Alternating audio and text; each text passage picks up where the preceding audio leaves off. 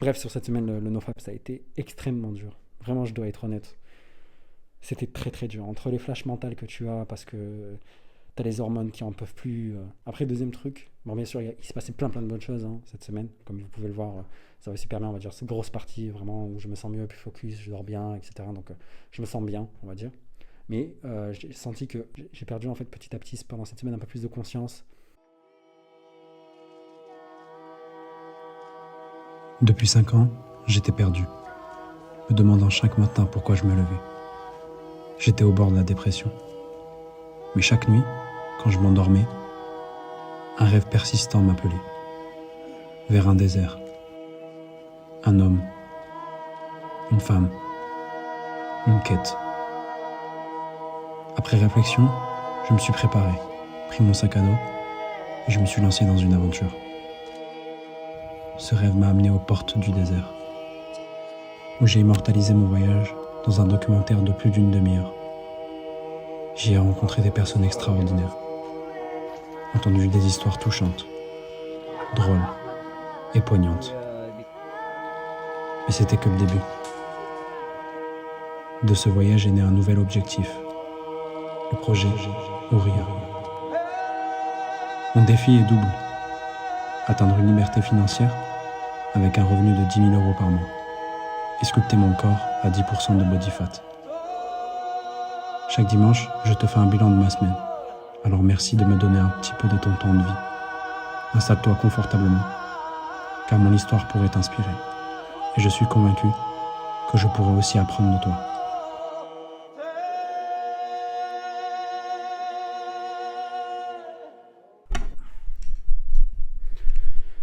Ça fait maintenant une semaine que j'ai implanté plein de nouvelles choses dans ma vie. Qu'est-ce qu'on retient après une semaine de bilan? Mais avant ça, le petit bilan physique. Dorénavant, quand je vais vous présenter mon bilan physique, je vais reprendre la pyramide du corps que je vous ai présentée lors de l'épisode 13. Donc du coup, on commence avec le sommeil et la partie recovery, récupération, etc. de manière générale. Puis la nutrition et enfin l'entraînement. Bon, clairement, le plus gros améliorateur, ça a été d'arrêter les écrans après 20 heures. Ça a été le plus gros changement aujourd'hui qui m'apporte le plus de bénéfices. En fait, si vous voulez, en fin de journée, en général, on a un peu un brouhaha toute la journée parce qu'on a travaillé, etc. Et ça prend pas mal de notre espace mental. Et en fait, en général, on n'arrive pas vraiment à l'arrêter parce qu'on ne peut pas forcément confronter du coup, ce brouhaha mental. De ce fait, du coup, on va sur nos téléphones, on scrolle, on fait en sorte d'éviter ce brouhaha mental en pensant qu'il va s'arrêter alors qu'en vrai, il a juste besoin en fait de se calmer tout simplement et justement quand on est sur notre téléphone etc on fait qu'entretenir ce bruit en fait mental. Désolé, je suis attangé là en termes de cadre etc, c'est pas le meilleur des moments. Donc du coup, comme je vous disais, ma routine du soir elle est super simple. En gros, à partir de 20h30 je coupe tous les écrans, je fais tout ce qui nécessite pas de technologie, faire la vaisselle, passer un coup de balai, ranger mes affaires, voilà, tout ce qui nécessite pas ça. Une fois que ça fait, ça va me prendre une petite demi-heure de faire ça. En général, j'ai mangé avant et après je me mets au lit et je lis un livre qui est du coup Le pouvoir de l'instant présent, qui me permet justement, s'il y a bien un livre à lire pour calmer le bruit mental, c'est bien ce livre-là. Et du coup, en général, en moins d'une heure, je suis en général endormi. Et du coup, ce qui fait que très facilement, j'ai 7 à 8 heures de sommeil parce que voilà, grand maximum, je suis à 23h30 endormi.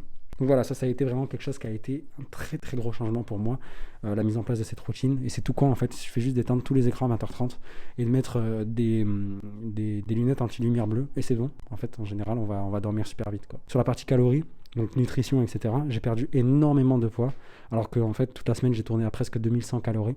Donc c'est énorme hein, pour une reprise de poids. Faut savoir que il y a une semaine, j'avais fait mon jeûne de 5 jours. Là, comme vous pouvez voir, je suis à Tanger, du coup, je vais manger comme un gros porc. Et hier, j'étais chez ma grand-mère parce que c'était Joumoura, du coup, on mange ensemble tous les vendredis. Et j'ai aussi mangé comme un gros porc. Du coup, ce qui fait que ce matin, je me suis pesé, j'étais un petit peu un peu plus, pas énorme, hein, mais j'étais toujours autour j'étais à 92,7 je crois. Et bref, en gros, il faut savoir que vraiment manger un repas par jour, ça aide énormément. Vraiment, c'est trop bien déjà sur la partie concentration. Il n'y a plus le crash de milieu de journée où quand on a mangé, on a envie de dormir. Et ensuite, comme vous savez, je dois manger 200 grammes de protéines par jour. Ce qui fait que, en gros, en soi, en fait, 60% de mon assiette, c'est soit de la protéine pure, donc de la viande, etc., mais aussi du gras. Parce que moi, je mange des produits entiers, on va dire. Je prends pas de shaker, etc., parce que je trouve pas que ce soit la meilleure source de protéines qui existe.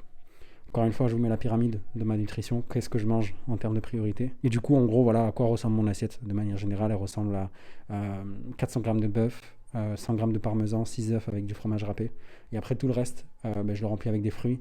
d'autres calories en fait, comme des fruits, etc. Ou cette semaine, je mangeais du chocolat presque tous les jours parce que je pouvais me permettre de manger du chocolat Milka, Oreo, voilà, pour ceux qui connaissent. Et enfin, on part sur la dernière partie qui est l'entraînement. Comme je vous l'ai dit la semaine dernière, j'arrête le bodybuilding, j'aime pas du tout.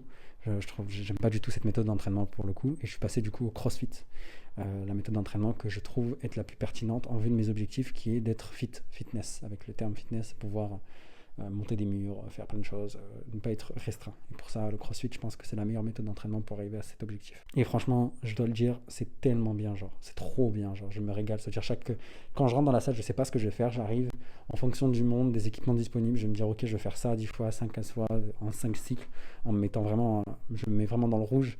Je brûle mes 400 kilocalories, enfin ce que j'estime être mes 400 kilocalories, parce qu'en fait c'est très dur de traquer en fait, les calories que tu brûles tout simplement. Et du coup il faudrait peut-être que j'investisse dans un truc qui me permet de le calculer ça, comme par exemple un Whoop ou une montre connectée, pour que je puisse savoir combien de calories je brûle exactement. Et ça c'est clairement quelqu'un qui est en train de lâcher un gros caca. Je suis dans un hôtel encore miteux, ne vous inquiétez pas, la vie de pauvre s'arrêtera un jour. Du coup, résultat des courses sur le bilan physique, je me sens putain de grave bien, je dors bien, je mange bien, je m'entraîne bien. Vraiment, pour le coup, cette semaine, ça a été, mais genre trop bien. Genre, j'ai kiffé ma vie, tu vois, malgré les difficultés, malgré que voilà, c'était dur, quoi. Vraiment, physiquement parlant, je me sentais bien, quoi, tu vois. Et j'ai presque perdu 1 kilo, alors que clairement, j'ai arrêté de jeûner. Du coup, je pensais que j'allais reprendre un petit peu de poids. Finalement, j'ai continué à en perdre. Et j'atteins du coup cette moyenne. Ce matin, je me suis pesé. Bon, du coup, je vais checker. C'est quoi, je vais vous le mettre, à l'écran, comme ça ira beaucoup plus vite au montage. Voilà, mon poids actuel, à peu près en moyenne, et les calories que j'ai mangées. Mais je vous l'ai dit, sur cette fin de semaine, pardon, je vais manger un peu comme un gros porc, parce que c'est un jour spécial, parce que je suis à Tanger, parce que c'est l'anniversaire d'une personne que j'apprécie beaucoup. Du coup, voilà. Du coup, on va passer au bilan financier maintenant. Si vous me suivez sur les réseaux sociaux, vous savez que ce que j'ai fait cette semaine, parce que tout simplement, j'ai partagé jour par jour ce que je faisais, tout simplement, comme d'hab. Hein. Il y a dans la description si tu veux me follow. Voilà, n'hésite pas si tu es nouveau, si tu sais pas, si on se connaît pas avant ça. En gros, pour vous mettre un petit peu dans le contexte, j'ai fait ce qui m'a été conseillé dans le livre 100 Million Needs de Alex Hormozy. Personnellement, je vous conseille, lisez les deux livres qu'il a, donc 100 Million Offers et 100 Million Needs. Et du coup, dans le deuxième livre, celui qui parle de la génération de leads, etc., il conseille de prendre l'endroit où tu as le plus de contacts répertoriés. Donc moi, personnellement, c'est LinkedIn. J'ai plus de 1500 followers sur LinkedIn. De tous les contacter en leur proposant tes services gratuitement.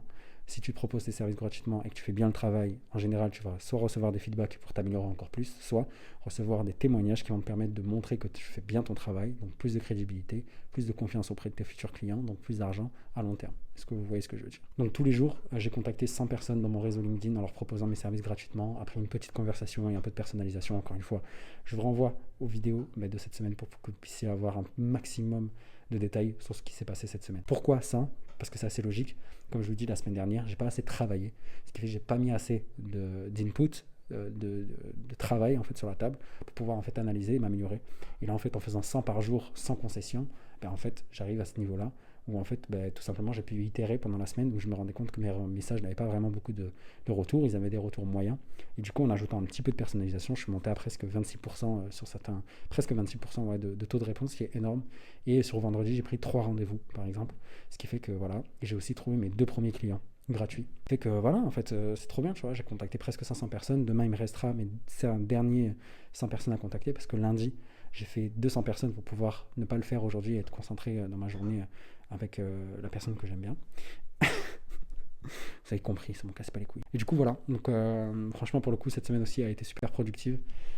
Clairement, les résultats, je sais pas. Si on me demande, ouais, dans combien de temps tu penses que tu pourrais avoir des résultats et trouver tes premiers clients, je sais pas. Moi, tout ce que je peux vous dire, en fait, c'est que ça, là, ce que je vous affiche à l'écran, qui est en fait la routine quotidienne que je m'impose, ça me permettra d'atteindre 10% de body fat, un corps fit et potentiellement des clients payants. Voilà. C'est tout ce que je peux vous dire. À partir de là, comment, je peux pas vous dire. Comment, j'ai à peu près une idée. Et en fait, j'apprends sur le chemin avec vous. Et du coup, en fait, je peux pas vous donner de deadline, quoi, tout simplement. Je fais mon maximum. Je fais en sorte de rapporter un maximum de travail sur la table. C'est tout ce que je peux garantir aujourd'hui sur ça. Et c'est OK. Moi, j'ai envie de dire, je suis OK. Moi, je suis plutôt bien avec ça. Non, en vrai de vrai, moi, je sens que ça avance. J'ai envie de dire. Peut-être pas. Je sais pas. C'est complexe. Mais en tout cas, je travaille dur. Est-ce que dans 3 mois, j'aurai un client payant? Il y a de fortes chances si je continue comme ça. On va voir. On va voir ce que ça donne, ok? Et je me laisse. Je pense qu'arrivé fin décembre, je ferai un gros bilan pour voir combien de temps je me laisse pour trouver mes premiers clients payants. Et après, à partir de là, on va avancer. Bref, j'avais envie d'appeler cette partie un peu bilan mental. Et en fait, dans cette partie mentale que je voulais créer, en fait, je voulais parler en fait de deux choses. La première, c'était les choses que je voulais arrêter, tout ce qui est addiction, mauvaises choses, etc. Qui créent des boucles infernales en fait. Et la deuxième chose, c'est parler des choses qui m'ont permis d'avoir une meilleure boucle améliorative. Et en fait, je me rends compte, pendant que j'étais en train de créer cette section bilan mental, en fait, c'est la partie réflexion que je fais à chaque fin de vidéo. Donc en gros, voilà, on va parler du coup du nofap. Voilà, je déteste en parler, sachez-le, parce que c'est très intime, c'est un sujet qui est sensible, qui est très personnel, mais comme j'ai un masque, moi je m'en fous, parce que je peux vous en parler librement. Parce que techniquement parlant, comment vous dire, c'est pas moi derrière ce masque, c'est un peu un personnage. Du coup, je peux me permettre de parler très très librement, et ça me fait énormément plaisir. Pas comme certains pays occidentaux qui se font passer pour des démocraties. Bref, sur cette semaine, le nofap, ça a été extrêmement dur. Vraiment, je dois être honnête. C'était très très dur. Entre les flashs mentales que tu as, parce que tu as les hormones qui en peuvent plus, et la pratique de la rétention séminale que je me suis imposée de temps en temps, pour évacuer un peu d'énergie, parce que des fois c'était vraiment trop, tu vois. En gros, pour la rétention séminale, si vous voulez du détail, parce que j'aime pas en parler, ça me gêne.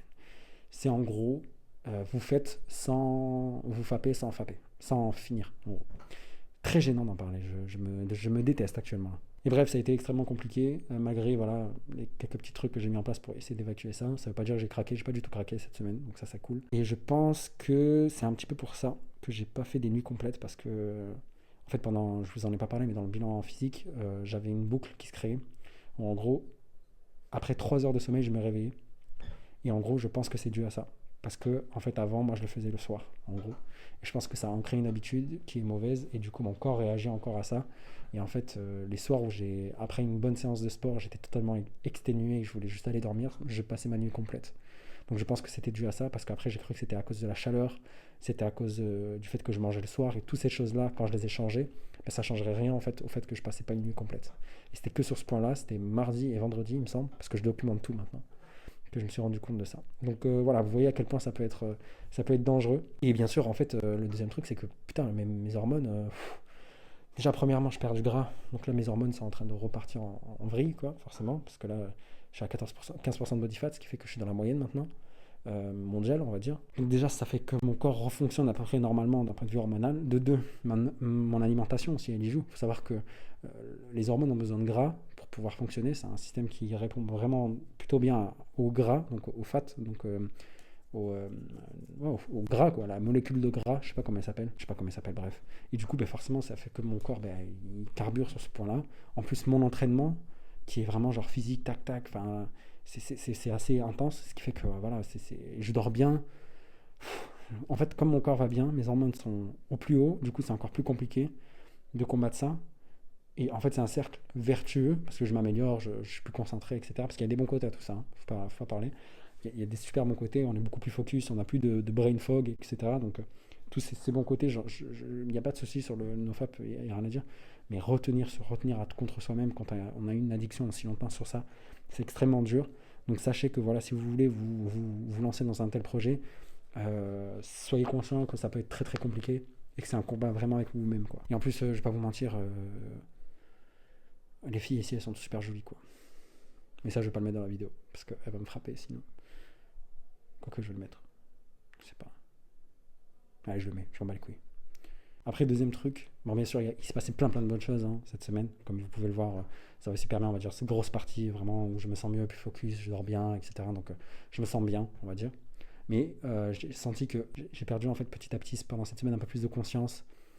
J'ai perdu en fait, au fur et à mesure de la semaine, j'ai perdu un peu plus de conscience du moment. Ok ? Pour savoir, c'est un livre assez pilier dans ma vie, le pouvoir de l'instant présent. Je pense que l'instant présent, c'est la seule chose qui existe. Le temps n'existe pas vraiment, il n'y a que le moment présent qui s'est passé. Parce que tout simplement, le passé, c'est une image mentale que tu te fais, c'est un souvenir en fait, que tu te fais de quelque chose qui s'est passé pendant le moment présent. Et le futur, c'est une image mentale que tu te fais, potentielle d'un événement qui va se passer pendant le moment présent. Je ne sais pas si c'est clair, un peu technique, on reste concentré s'il vous plaît. Et en fait, c'était écrit dans le livre, quoi, tout simplement. C'est un muscle Et en fait, par rapport à ma semaine de jeûne, c'est normal. Je me dis aussi, mon niveau de conscience était tellement élevé, j'étais limite dans un niveau chamanique, on va dire, tu vois.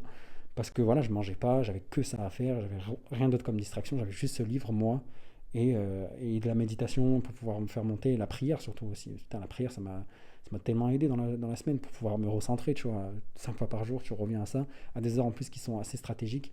Et du coup, forcément, bah, tu repars et ça te permet de rester dans l'instant présent. Mais putain, le, le- j'ai reçu, j'ai ressenti quelquefois beaucoup de résistance pour des choses qui sont assez futiles. Par exemple, je vous donne un exemple.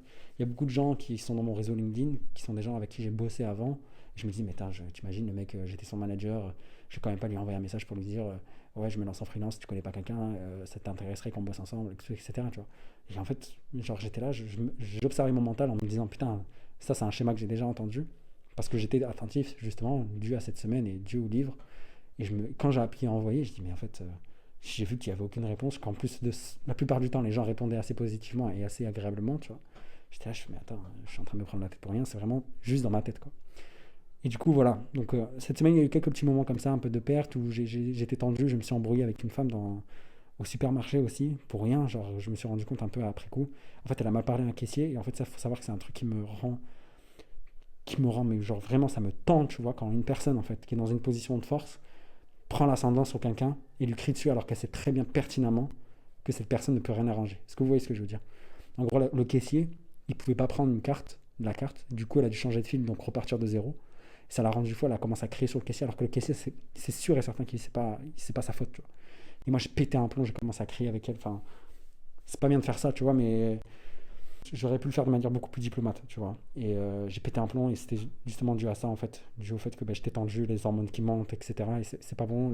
Ça peut entraîner, en fait, une certaine forme d'agressivité qu'on n'arrive pas forcément à contrôler. Pas qu'on devient violent et qu'on veut taper les gens, ça c'est pas ça, mais c'est plus. Il y a des choses qui nous irritent beaucoup plus vite, surtout sur des sujets qui sont importants pour toi, quoi. Bon, bref, c'est pas du vertu signaling que je suis en train de faire actuellement. Je suis un gros connard de capitaliste qui ne donne presque jamais d'argent aux pauvres. Voilà. Comme ça, au moins, c'est fiché. Je suis un gros connard. Voilà. Même si je le fais de temps en temps. Quand je suis payé. Mais malgré tout, je dois être honnête, franchement. Malgré que des fois ça a été dur, malgré des fois que je ressentais beaucoup de résistance, il y a un point qui est revenu, c'est qu'en fait, j'avais l'impression qu'à chaque fois que je faisais une action dans ma journée, c'était pour moi et ma liberté. Et ça, putain, qu'est-ce que ça te fait tenir, genre, quand tu sais que t'es aligné, quand tu sais que tu fais ce que t'as envie, quand tu sais que ce que tu es en train de faire là actuellement, c'est pour ton bien à toi, et que il y a que toi qui comprends, pas que toi qui comprends, mais je veux dire, quand tu sais que tu es sur la bonne voie et que tu fais les choses bien, l'extérieur, il n'existe pas vraiment. Dans le sens où c'est bon, t'y es. Donc maintenant, t'es dos au mur, avance. Et tu sais que le chemin que tu prends, c'est pas en mode quelqu'un qui est venu te parasiter et t'as obligé à le faire. Genre par exemple un patron ou un manager à 2 balles qui vient te voir et qui dit non mais il faut que tu fasses ça comme ça. Alors que toi, tu sais au fond de toi, c'est pas la bonne chose à faire. Putain, ça c'est un sentiment qui est tellement agréable. Genre c'est une forme de sérénité et d'ambition en même temps. C'est très bizarre parce que tu te dis, ok, au pire, il se passe quoi, tu vois. Au pire, je peux pas rentrer en France, je vais finir comme un clochard, il va falloir que je reprenne un job de merde, mais bon, ce sera que pour un temps, le temps que je mette de côté. T'es dans des calculs comme ça, tac, tac, tac, tac, tu te dis au pire du pire, même le pire des scénarios, tu peux l'accepter, et tu dis c'est ok, moi je suis sur une voie pour avancer pour mes objectifs, et ça fait plaisir. Bon, et du coup, voilà, heureusement, en fait, dans ma journée, j'ai médité, heureusement que dans la journée, j'avais la prière, heureusement, quoi, pour pouvoir tenir, en fait, face à cette résistance déjà mentale sur le fait d'agir, et aussi le nofap qui était très compliqué à contenir. En fait, oui, aussi, je me suis créé une petite méditation semi-guidée. En gros, c'est moi qui me parle à moi-même. Tous les matins, je me mets ça. Qui me donne des instructions pour pouvoir méditer et des encouragements, on va dire. Et ça, franchement, je vous conseille de vous le faire si vous faites un petit peu de montage, etc. Ça prend pas beaucoup de temps. Moi, ça m'a pris même pas 1 heure. Et en fait, je pense que genre, le mal-être de notre société actuelle, c'est le travail, tu vois. Ça me revient là-dessus quand je me dis que je bosse peut-être 10 fois plus que quand j'étais salarié, sur des postes très similaires, parce que là, je fais clairement de la prospection, ce que j'ai fait pendant des années, quoi. Je me dis, je bosse peut-être 10 fois plus. Et pourtant, la lumière vient de s'éteindre, et ça on attend. Et en fait, je pense que c'est pas pour rien qu'en fait le mot travail vient de tripalium. Bon, c'est contester l'étymologie du mot travail, mais c'est pas pour rien, je pense qu'en fait le mot travail est issu du mot tripalium, qui est en fait c'est un outil de torture. On te mettait en X avec les bras et les jambes écartés, et en fait les gens pouvaient faire ce que tu veux de toi, en fait. Et je pense qu'il y a un peu de vrai Il y a un peu de vrai en fait.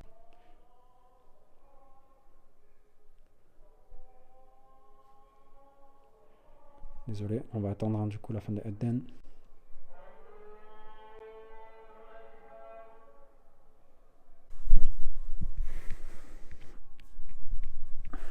Car n'oublie pas, le travail est une torture. C'est indéniable. Alors pourquoi quand tu fais ce que tu aimes, quand tu sais que tu es aligné, les soucis disparaissent et tes efforts ne deviennent plus un travail mais une libération. Je te dis pas de vivre de ta passion, parce qu'il y a très peu de chances que tu y arrives. Mais tes compétences peuvent servir un but beaucoup plus grand. Aujourd'hui, que je vende du coding, des compétences en vente ou des compétences en architecture, je m'en fous. L'essentiel pour moi, c'est est-ce que ça me rend plus libre ?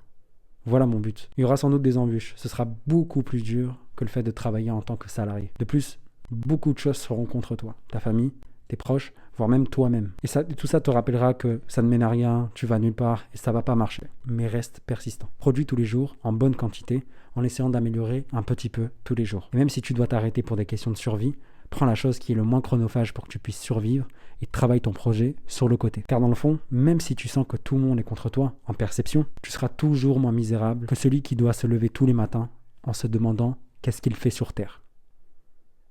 Je te souhaite une excellente semaine. Prends soin de toi.